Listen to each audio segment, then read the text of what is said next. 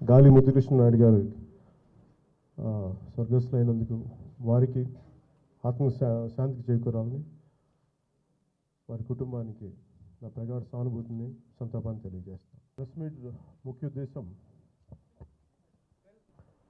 ఒక 24 లక్షలు పైచిలకు బడ్జెట్, సెంట్రల్ బడ్జెట్, దాని గురించి మాట్లాడటానికి, అలాగే విభజన సమయంలో ఇచ్చిన అంశాలు దీని మీద మాట్లాడడానికి మీ అందరినీ ఇక్కడ రిక్వెస్ట్ చేయడం జరిగింది.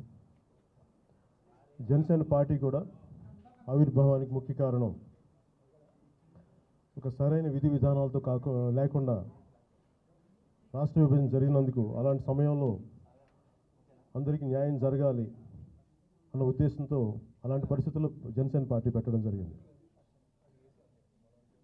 కానీ రిపీటెడ్గా విభజన అంశాలు కానీ ఏమైతే చెప్పారో వాటికి సరైన విధానం న్యాయం జరగకుండా రిపీటెడ్గా ఒక మభ్యపెట్టే విధి విధానాలు అటు కేంద్రం నుంచి కానీ రాష్ట్రం నుంచి కానీ జరుగుతూ ఉన్నాయి.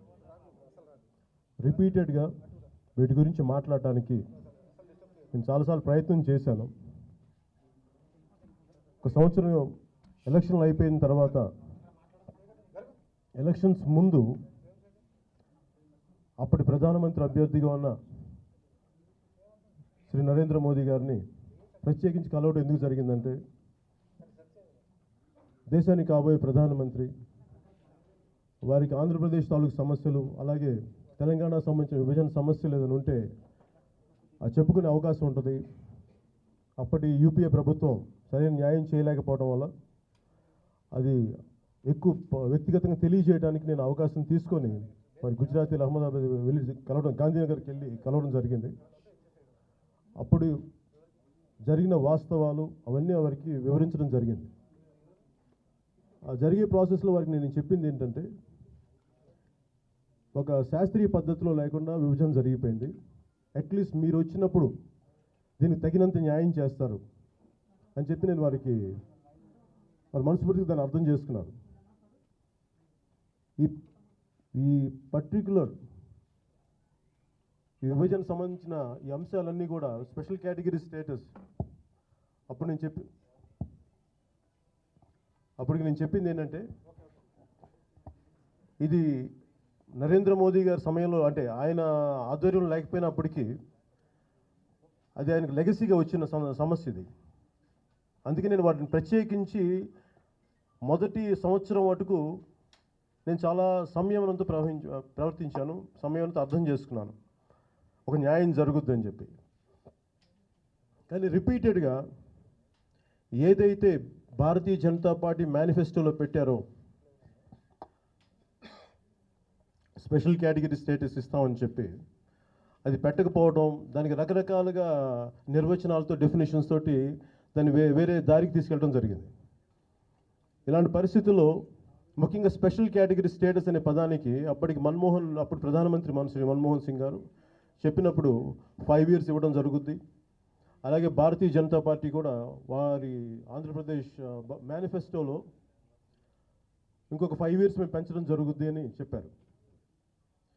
ఇలాంటి పరిస్థితుల్లో నేను ఒక సంవత్సరంన్నర చూశాను. ఎందుకంటే నేను కూడా అంత రాజకీయ అనుభవం లేదు, కానీ ప్రజల సమస్యల పట్ల అర్థం చేసుకున్నవాడిని, పనిచేయడానికి సిద్ధంగా ఉన్నవాడిని. కాబట్టి అపారమైన రాజకీయ అనుభవం ఉన్న శ్రీ నారా చంద్రబాబు నాయుడు గారిని, మద్దతుగా ఉంటారని చెప్పి శ్రీ నరేంద్ర మోదీ గారిని సమర్థించడం జరిగింది. కానీ నాకు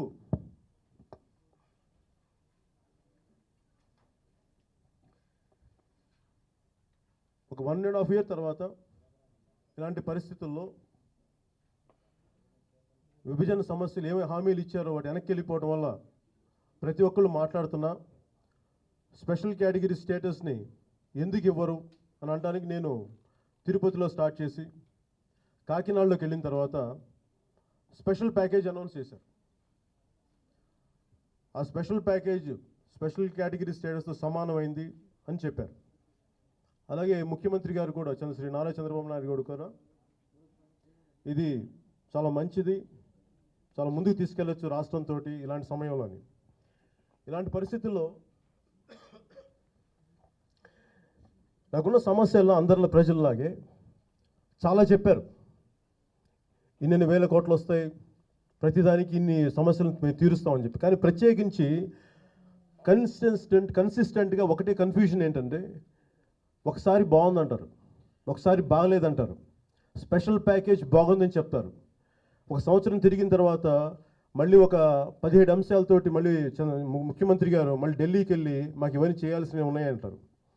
అలాగే ఒకసారి భారతీయ జనతా పార్టీ మేము ఇక్కడ ఏవైతే మేము ఇచ్చామో, దేనికైతే ఖర్చు పెట్టామో, డబ్బులు మనకి వనరులు ఇచ్చామో, దానికి సంబంధించిన మీరు విధి విధానాలు మీరు ఎలా ఖర్చు పెట్టారో ఆ సర్టిఫికేట్స్ ఇవ్వండి అంటే, మేము ఖర్చు పెట్టాం, మేము ఇవ్వకర్లే అని చెప్పి చెప్పారు. ప్రతిసారి నేను క్లారిటీ అడుగుతున్నప్పుడల్లా సమస్య ఏంటంటే, ఏదైతే ఉందో దానికి రాష్ట్ర ప్రభుత్వం నుంచి క్లారిటీ ఇవ్వట్లేదు.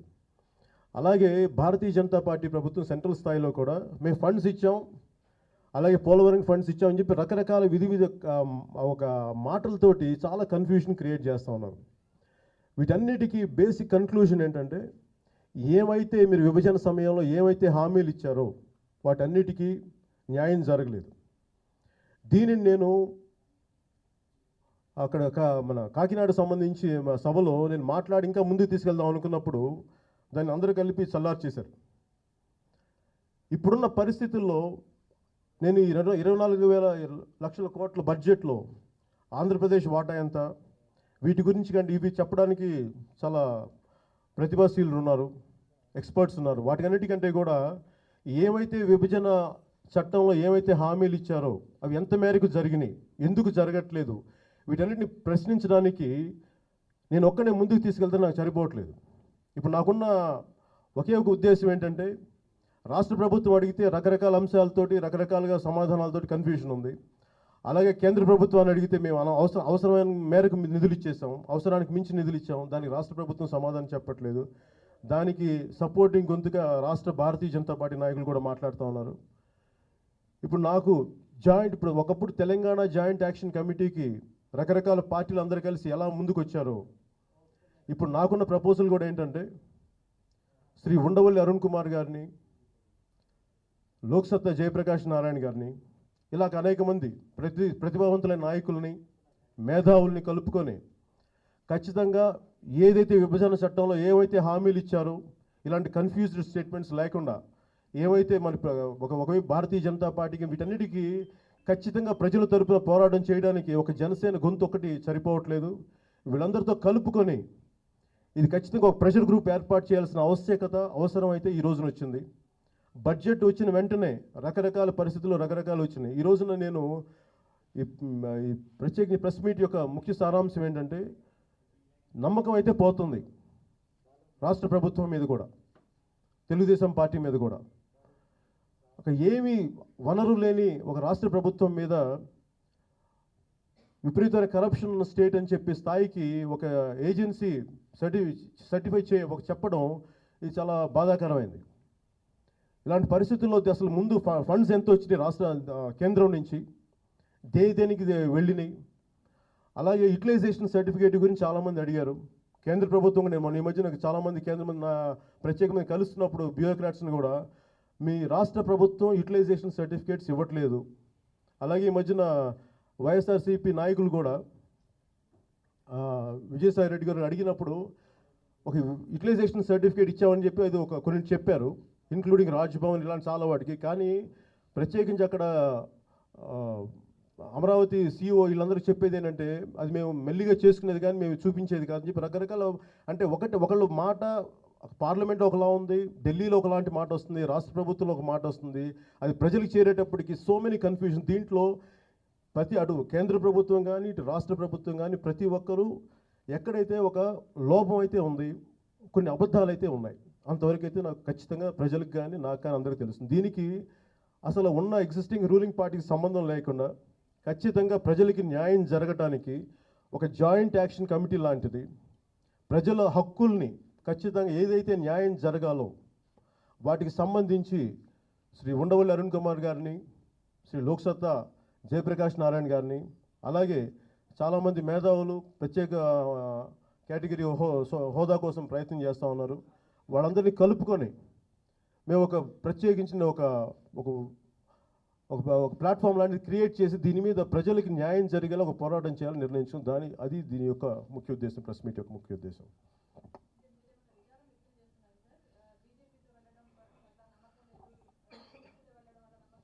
అంటే నాకు నిజంగా బాధ ఎక్కడుందంటే, విచారం అనే కంటే కూడా నా బాధ ఎక్కడుందంటే 2014 ఎన్నికల్లో నేను నిజంగా చాలా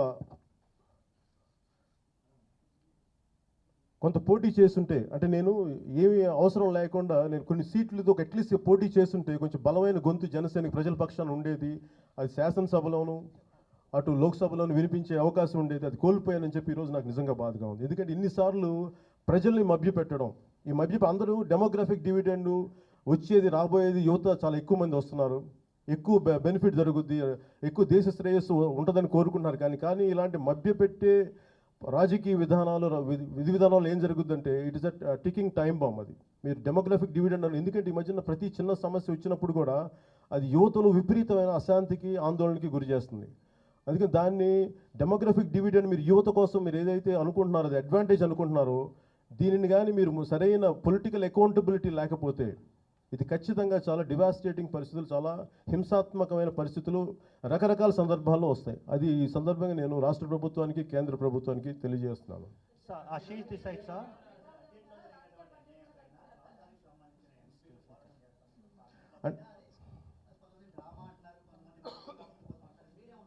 నాకేమనిపిస్తుంది, మియర్ ప్లే కార్డ్స్తో పనులు జరగవు. మీరు ప్లే కార్డ్స్ చేసి 2 స్లోగన్స్ చేస్తే మటుకు ఖచ్చితంగా జరగవు. ఎందుకంటే తెలంగాణ సాధన దిశలో అన్ని పార్టీలు సమిష్టిగా పనిచేసినాయి. నిజంగా లోక్సభని స్తంభింపజేశారు. ఇక్కడ ఏదైనా మాట్లాడదామంటే ఫైనాన్స్ కమిషన్ తీసేసాం, ఇప్పుడు నీతి ఆయోగ్ అని చెప్పారు. అలాగే ఇప్పుడు ట్యాక్స్ స్ట్రక్చరు ఒక 2014లో ఉన్నట్టుగా ఇప్పుడేమో ఇది మనకి జిఎస్టీ వచ్చేసింది. ఈ రకరకాల విధి విధానాలు ఎదుర్కోవాలంటే దీనికి సమర్థవంతమైన మేధావులు లేకపోతే మనం ముందుకెళ్ళాం. ఎందుకంటే ఇప్పుడు ఏమి చేసినా సరే ఒకప్పుడు ఉన్న విధి విధానాలు ఇప్పుడు లేవు, ఎయిదర్ ఫినాన్షియల్గా కానీ ట్యాక్స్ స్ట్రక్చర్లో కానీ. సో దానివల్ల మొత్తం ఆలోచన విధానం, దాని అప్రోచ్ అంతా మారిపోద్ది. కాబట్టి దీనికి సరికొత్త వ్యూహం కానీ ఆలోచన విధానం కానీ కావాలి.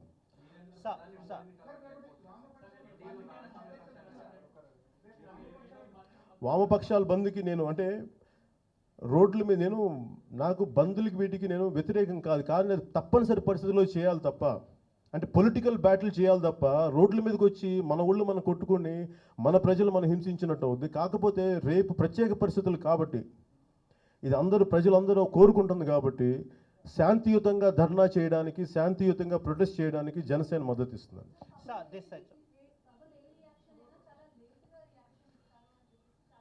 ఇప్పుడు సరే ఖచ్చితంగా, ఎందుకంటే ఎందుకు లేట్గా రియాక్షన్ అవుతాను వీటన్నిటికంటే కూడా చాలామంది అనుభవశీలు ఉన్నారు, ఎక్స్పీరియన్స్డ్ పీపుల్ ఉన్నారు. I want understand them. నేను కూడా కూర్చోబెట్టి నేను అన్నిటికీ నా దగ్గర సమస్యలకి పరిష్కారం ఉంటుందని నేను అన్నాను. కాకపోతే ఇది నాకు పరిమితులు ఉన్నాయి.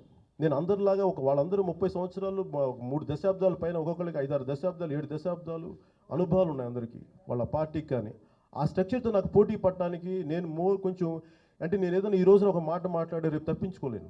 ఒకవేళ మాట మాట్లాడితే అది ఖచ్చితంగా నేను దాన్ని ఇంకొకలాగా మాట్లాడి తప్పించుకునే పరిస్థితులు లేవు. కాబట్టి నేను కొంచెం జాగ్రత్తగా ఆలోచించి మాట్లాడతాను.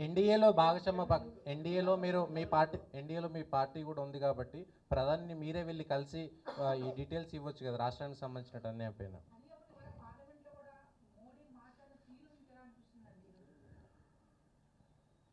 అంటే వ్యక్తిగతంగా నాకు అంటే ఏ స్పెసిఫిక్ విచ్ వన్ మీరు ఏది దేని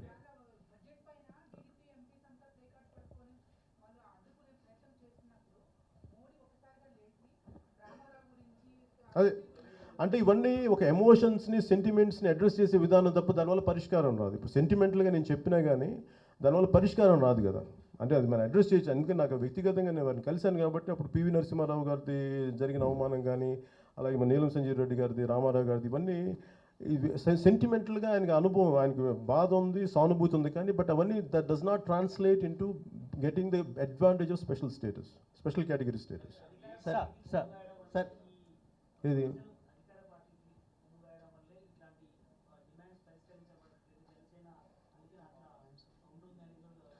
అంటే కొమ్ము కాయడు ఇవన్నీ మీరు అంటే అంత తేలిగ్గా అనేకండి ఆ పదాలు. అంటే కాదు కాదు, నా రీజన్ ఏంటంటే దాని కొమ్ము కాయడం ఉంటే ఎట్లా భుజం కాసని చెప్పు, అలాగే అలాగే నేను అనేది కొమ్ము కాయడం అంటే ఉదాహరణకి నోట్ ఫర్ ఓట్ కేసు ఉంది. ఇప్పుడు నోట్ ఫర్ ఓట్ కేసుని కూర్చోబెట్టి నేను కొన్ని పరిస్థితులు వస్తాయి, కొన్ని ప్రత్యేక పరిస్థితుల్లో పార్టీల ఆశయాలు మరిచి ప్రజల ఆశయాలు ముందుకు తీసుకెళ్లాల్సిన అవసరం ఉంటుంది. దీనికి నాకు స్ఫూర్తి కూడా తెలంగాణ పోరాటం. అంటే ఎవరికి ఎన్ని సమస్యలు ఉన్నాయి, చాలా వర్టికల్స్ ఉన్నాయి తెలంగాణలో కూడా, పొలిటికల్ పార్టీస్లో చాలా విభేదాలు ఉన్నాయి. కాకపోతే తెలంగాణ అనే ఒక నినాదం దగ్గరికి వచ్చేటప్పుడు, సాధించాలి అని వచ్చేటప్పటికి అన్ని పార్టీలు ఏకమైంది. చాలా చాలా ఇబ్బందులు ఉన్నాయి. ఒక ఎక్స్ట్రీమ్ వామపక్షం ఉంది, ఎక్స్ట్రీమ్ రైట్ వింగ్స్ ఉన్నాయి, బీజేపీ ఉన్నాయి, సిపిఎం ఉన్నాయి, సిపిఐ భారతీయ జనతా పార్టీ కలిసి పనిచేసి, అంటే నేను ఒక ఆశయ సాధన కోసం అందరూ కలిసి పనిచేయచ్చు అనే స్ఫూర్తిని తెలంగాణ పోరాటం చూపించింది. అదే స్ఫూర్తిని ఆంధ్రప్రదేశ్లో చూపించడానికి చాలా కష్టపడాల్సి వస్తుంది. ఎందుకంటే అవి ఇక్కడ పార్టీల స్వరూపానికి, ఇక్కడ ఎమోషనల్ క్లైమేట్, మన మేకప్కి, ఆంధ్ర మేకప్కి చాలా తేడా ఉంది. ఇవన్నీ ప్రజల్లో కోపాలు ఉన్నాయి, కానీ నాయకుల్లో ఒక మరి వాళ్ళ పరిస్థితులను ఆపర్చునిస్టిక్ అంటామా ఇంకొక ఏమంటాం, కానీ ఒక కన్వీనియంట్ పాలిటిక్స్ కనిపిస్తాయి నాకు అందులో. సార్ ఇప్పుడు మీరు ఒక్క నిమిషం ఫ్రెండ్స్ ఒక్క నిమిషం. అంటే ఇప్పుడున్న పరిస్థితుల్లో నాకు ఇంటర్వ్యూకి అపాయింట్ కుదురుద్ది, కానీ ఇప్పుడున్న పరిస్థితుల్లో వీటికి కుదరదు. అందుకని ఫ్రెండ్స్ ఒక్క నిమిషం.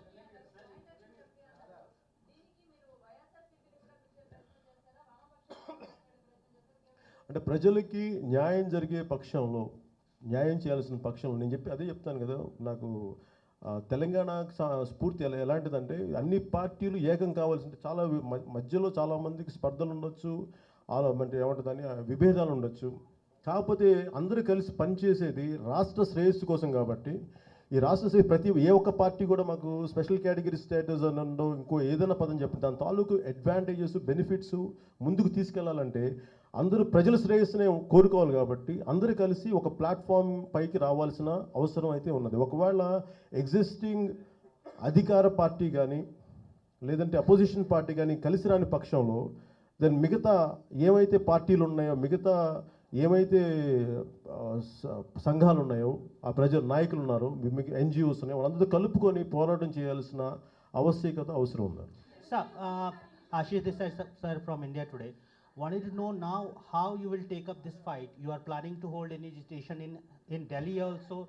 You supported NDA, the BJP and TDP alliance. Now, TDP is alleging that BJP is not fulfilling promises. They are in government. They are protesting. TDP, one of the alliance partner, is protesting. You are also protesting. So how you are going to take the up general feeling in the air is, or what the reality is, justice hasn't been done to state of Andhra Pradesh. And at the time of bifurcation, whatever they had promised, it hadn't been fulfilled till now. It hasn't been fulfilled till now. And every political party is questioning, raising the point, but somehow the central government is not responding properly.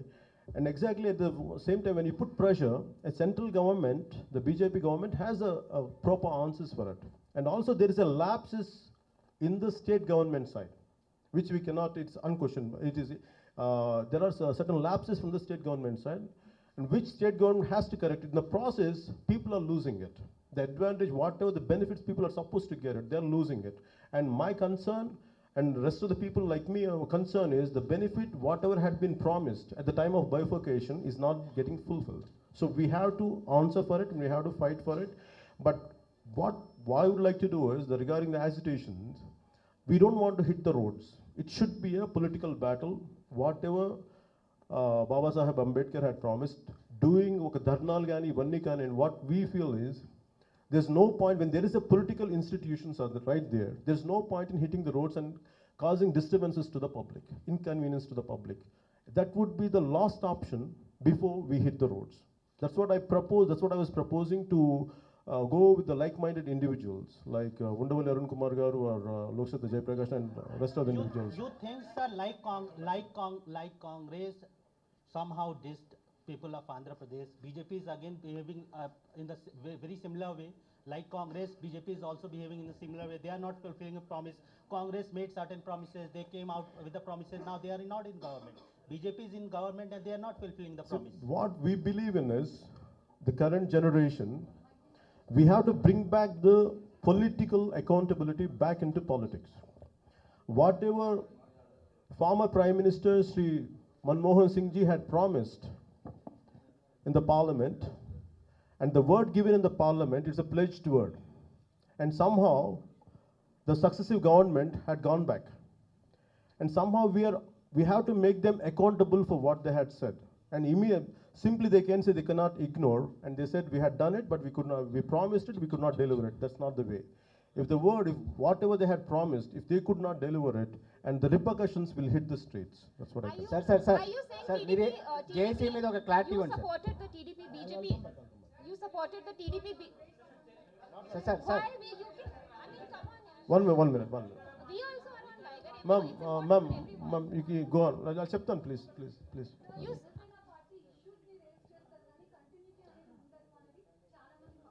మీకేం చెప్పి అంటే నేనంటే my construction అంటే నేను మాట్లాడే కారణం ఏంటంటే issues rise చేయాలి, కానీ తీసుకెళ్ళడానికి నాది చాలా ఇప్పుడు బర్డింగ్ పార్టీ. లైక్ మైండెడ్ ఇండివిజువల్స్తో కలిసి వెళ్ళగలం, కానీ కూర్చోబెట్టి నేను ఎవరితో పోటీ చేయగలను? Established party who has structure till the booth level. Here I'm setting it up. నా కష్టాలు నాకున్నాయి. I'm first generation political party. నా హార్డ్షిప్స్ నాకున్నాయి, నా కష్టాలు నాకుంటాయి. అందుకని at least you should be happy. మీరు సంతోషపడాల్సింది ఏంటంటే అట్లీస్ట్ ఉన్న పరిస్థితుల్లో నేను రైజ్ చేస్తాను దాని. Let me take this question, I'll come back. You supported the BJP TDP alliance. So now with your protest and your anger coming out, are you now clearing the air that you will not support them in 2019? Are you saying no It is support? not about the question of supporting or withdrawing support. We are asking for a right. We are fighting for a right. Whatever had been promised in the parliament, they have to fulfill it. Whether it is going to be, it is their legacy. It is not the promise of Sri Narendra Modi ji, but this legacy is inherited. But if not delivered, then will you explore other options? Definitely, we have to. We don't. It's not about which party. Now the time is not about political equation. Now the time is to fight to stand by people. Sir మీరు JAC పైన clarity ఇవ్వండి please. Sir మీరు JAC పైన clarity ఇవ్వండి. అంటే ఇప్పటికి JAC అంటున్నారు కదా, ఉండవల్లి గారితో అటు జేపీ గారితో మాట్లాడారా? ఈ దీనిలో అధికార పార్టీ ప్రతిపక్ష పార్టీ ఉండాలని మీరు కోరుకుంటున్నారా? క్లారిటీ ఇవ్వండి. ఇవి నా అబ్జర్వేషన్స్ ఏంటంటే, లోక్సత్ జయప్రకాష్ గారు కానీ, ఉండవల్లి గారు కానీ, ఇంకా చాలామంది, శ్రీనివాసరావు గారు, ఇంకా చాలామంది ఉన్నారు మేధావులు. అలాగే కొంతమంది అనంతపూర్ యూనివర్సిటీ ప్రొఫెసర్స్, అలాగే కృష్ణదేవరాయ యూనివర్సిటీ నుంచి వీళ్ళందరూ ఉన్నారు. అలాగే సిపిఐ నుంచి ప్రతి ఒక్కరికి అశాంతి, అసహనం ఉంది ఈ స్పెషల్ కేటగిరీస్. దీనికి ఏంటంటే మన విసిగి ఏంటంటే, మీరు పొలిటికల్ అకౌంటబిలిటీ, మీరు ప్రజలందరూ మీకు అకౌంటబుల్గా ఉండాలని చట్టాలు చేస్తారు. మీరు ఏ చట్టసభల్లో కూర్చొని మీరు ప్రామిస్ చేశారు దాన్ని నిలబడలేనప్పుడు ఖచ్చితంగా అది ఒక అసహనం, ఒక అశాంతిని ప్రజలు, అంటే మీరు చేసిన చట్టాలు మేము ఎందుకు పాటించాలన్నది కాంటెంపరీ జనరేషన్. ఇందాక డెమోగ్రఫీ డివిడెండ్ ఎందుకు అంటున్నానంటే, మీరు యువతని దయచేసి తేలిగ్గా అంచనా వేయకండి. మేము చట్టాలు చేస్తాం, మీరు పాటించాలి, మేము పాటించే వాళ్ళం కాదు అనుకున్న ఆ రోజులైతే పోయినాయి. ఇట్ ఈస్ పొలిటికల్ అకౌంటబిలిటీ మటుకు ఖచ్చితంగా ఉంది ప్రస్తుతం. సార్ పదే ప్రశ్నిస్తానని చెప్పేటువంటి పవన్ కళ్యాణ్ సార్, మీరు అడిగారు సార్ ఒకటి అయిపోయింది సార్.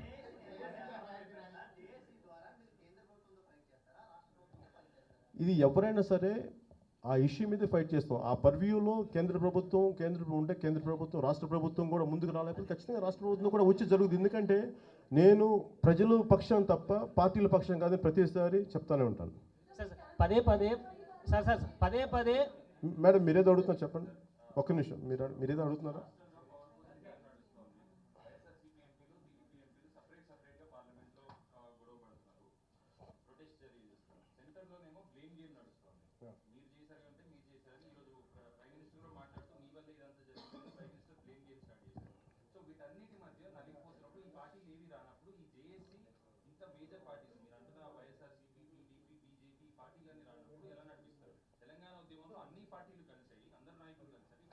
అంటే ప్రజలు మద్దతుగా ఉన్నప్పుడు వెనక బ్యాక్గ్రౌండ్ ఎంత ఉందని కాదు, ప్రజల మద్దతు ఎంత ఉందని అది ముఖ్యం నాకు, మోర్ దెన్ పార్టీ. సార్ పదే ఇక్కడికి సార్ ఒక్క నిమిషం.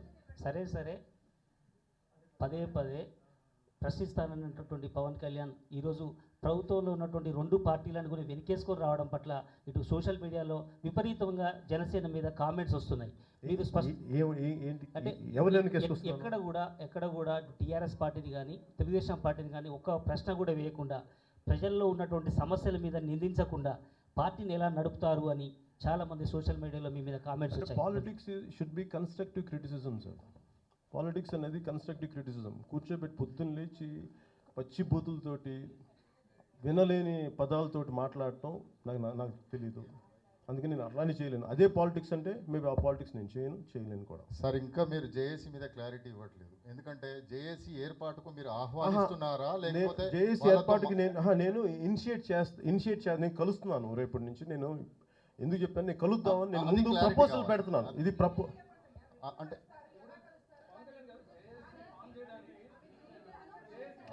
ఒక్కొక్క నిమిషం.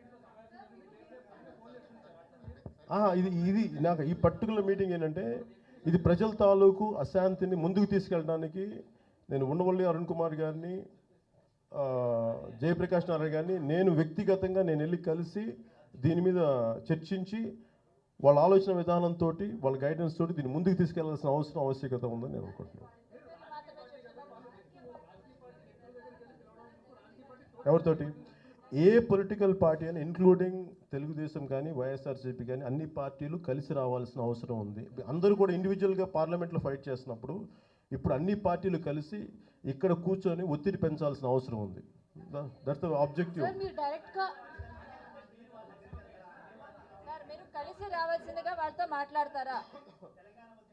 అంటే ఇది నేను ఎందుకు ప్రత్యేకించి ఉండవల్లి గారి పేరును జయప్రకాష్ గారి పేరు ఎందుకు పెట్టానంటే ఇట్ ఈస్ నాట్ జనసేన సంబంధం, పొలిటికల్ పార్టీకి సంబంధం లేకుండా ఒకటి ఉండవల్లి అరుణ్ కుమార్ గారు సొంత పార్టీతో అప్పుడున్న కాంగ్రెస్ తోటి ఆయన విభేదించి మనకి విభజన సమయంలో వచ్చారు. సో ఆయనకి చిత్తశుద్ధి ఉంది, ఆ ఉద్దేశం ఒకటి. అలాగే మిగతా మేధావులు చాలామంది ఉన్నారు.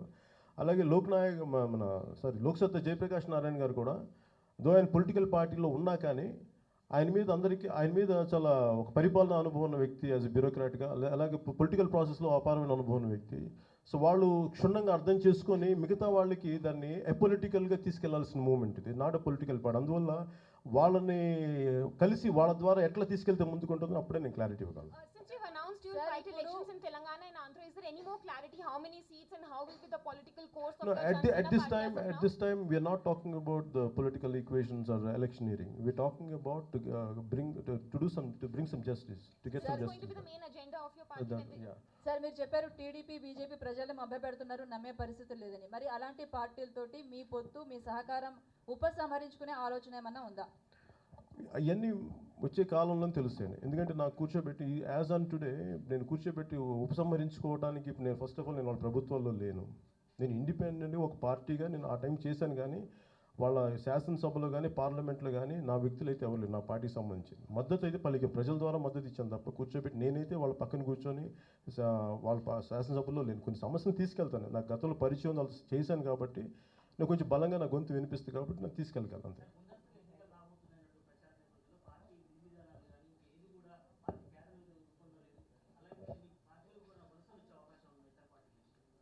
ఉందంటారా?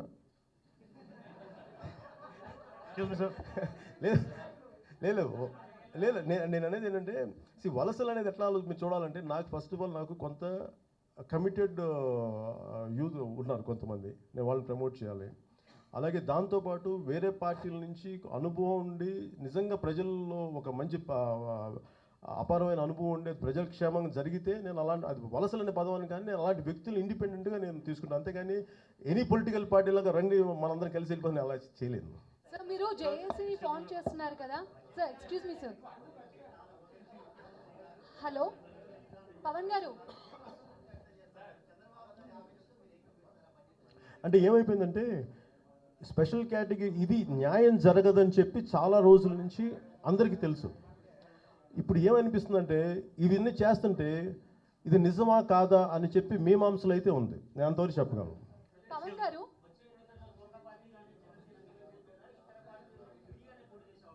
ఏంటి సార్ మళ్ళీ చెప్పండి.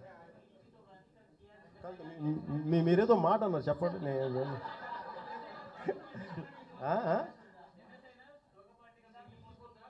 మీరు ఎందుకు సార్ వాళ్ళు తిడతారు పొద్దున్నే సాయంత్రాలు పాటు కూడా? మీకు ఒక కథ చెప్తాను. మీకు తోక అనేది మీకు చైనీస్లో మన చైనాలో ఒక పట్టుల పాము ఉంది, దాని వెనక్కి కూడా విషయం ఉంది, జాగ్రత్త, అది కూడా కాటేయగలదు. పవన్ గారు మీరు జేఏసీ ఫామ్ చేస్తున్నారు కదా, మీ బ్రదర్ గారికి నేను ఫామ్ చేయట్లేదు. నేను ఈ రోజు ఏంటంటే నేను పర్టికులర్ చిరంజీవి రీజన్ గారికి ఏంటంటే దాంట్లో నేను invitation చాలా ఉందా? అశాంతి ఉంది, చాలా అసహనం ఉంది, ప్రజలకి న్యాయం జరగట్లేదు అని ఆవేదన ఉంది. ఇన్విటేషన్ ఉందా? చిరంజీవి గారికి దాంట్లో ఇన్విటేషన్ చిరంజీవి గారికి దీనికి సంబంధం లేదు, అస్సలు సంబంధం లేదు. ఇది ప్యూర్లీ ఇది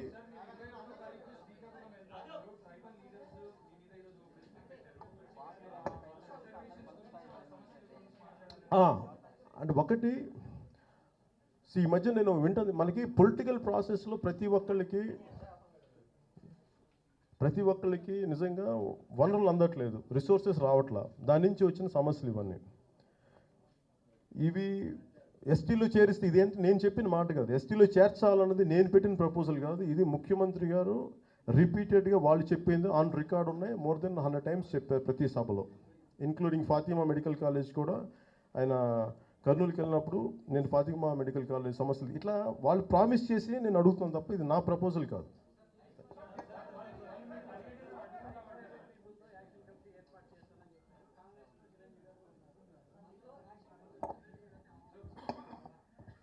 అంటే ప్రస్తుతం ఆయన యాక్టివ్ పాలిటిక్స్ లేరు కాబట్టి నాకు తెలుసు ఆయన ఉండరని అనుకుంటాను.